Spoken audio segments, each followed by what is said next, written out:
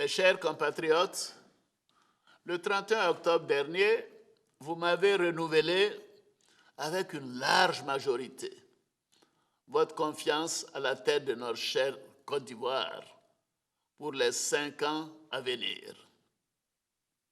Avec un taux de participation au scrutin de 53,9%, vous avez démontré votre maturité démocratique et votre respect de la Constitution.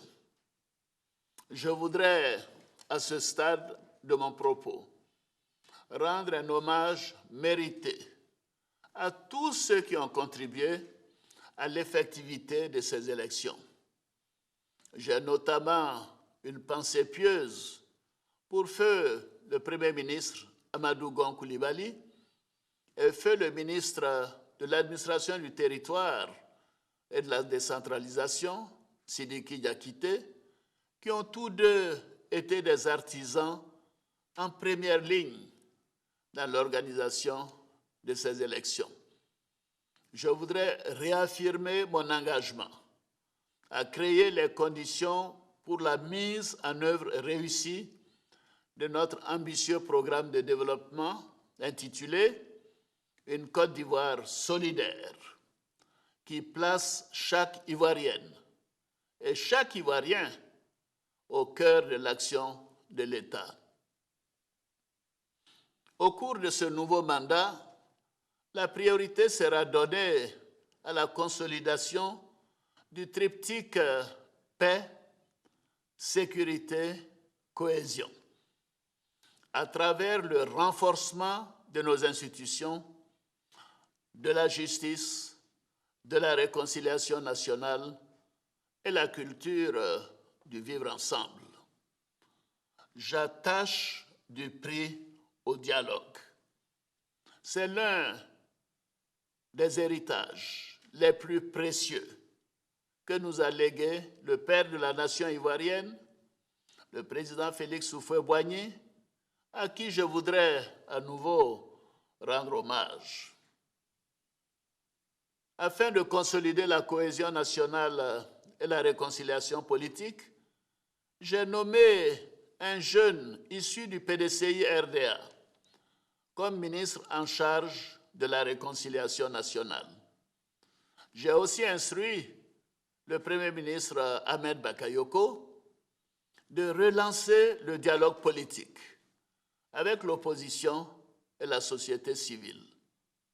Les discussions se sont déroulées du 21 au 29 décembre dernier en vue de la préparation des prochaines élections législatives qui doivent avoir lieu impérativement au mois de mars 2021.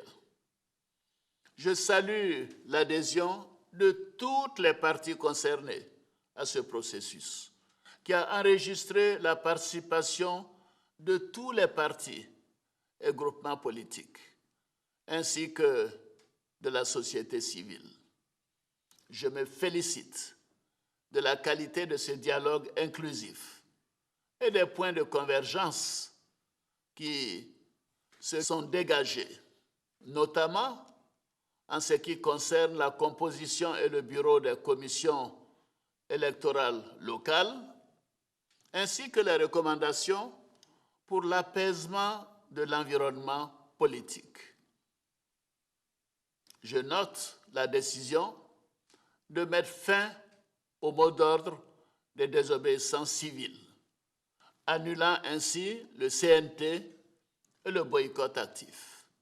Je me réjouis de la mise en liberté sous contrôle judiciaire de certains inculpés détenus à titre préventif dans le cadre des procédures judiciaires ouvertes pour complot et atteinte à l'autorité de l'État commis à l'occasion de l'élection présidentielle du 31 octobre 2020.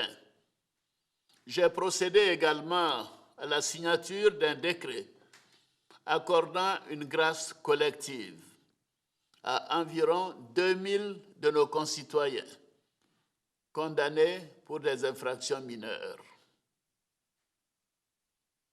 Mes chers compatriotes, je suis confiant qu'avec l'implication de tous, ce grand chantier de la réconciliation sera conduit avec succès.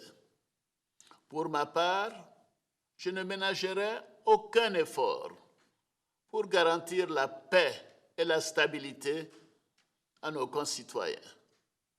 Nous devons continuer sans relâche à rassembler toutes les filles et tous les fils de notre beau pays, à intensifier toutes nos actions en faveur du pardon et de la concorde nationale, dans la justice et le respect des droits et devoirs de chacun.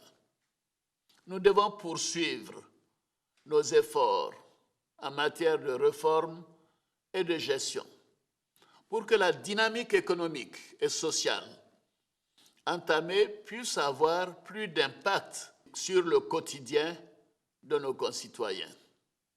Dans ce contexte, je veillerai au renforcement de la lutte contre la corruption et à la consolidation de la bonne gouvernance. Nous devons également accroître l'efficacité de l'administration dans l'exécution des programmes et des projets afin que la richesse nationale profite équitablement à toutes les populations de notre pays. Ivoiriennes, Ivoiriens, mes chers compatriotes, chers amis de la Côte d'Ivoire, la réussite de notre ambition pour notre pays passe par notre solidarité. C'est pourquoi nous devons multiplier les initiatives visant à rassembler toutes les filles et tous les fils de Côte d'Ivoire dans le dialogue et la responsabilité. Nous avons tous la responsabilité de préserver la paix, de bannir la violence et d'unir nos forces pour la construction d'une nation apaisée, une nation dans laquelle il fait bon vivre. Je crois fortement à notre capacité à offrir à chaque Ivoirienne et à chaque Ivoirien une vie meilleure. L'année 2021 sera à cet égard une excellente année. Je souhaite une bonne et heureuse année 2021 à chacune et à chacun d'entre vous. Vive la République, vive la Côte d'Ivoire, que Dieu bénisse notre beau pays.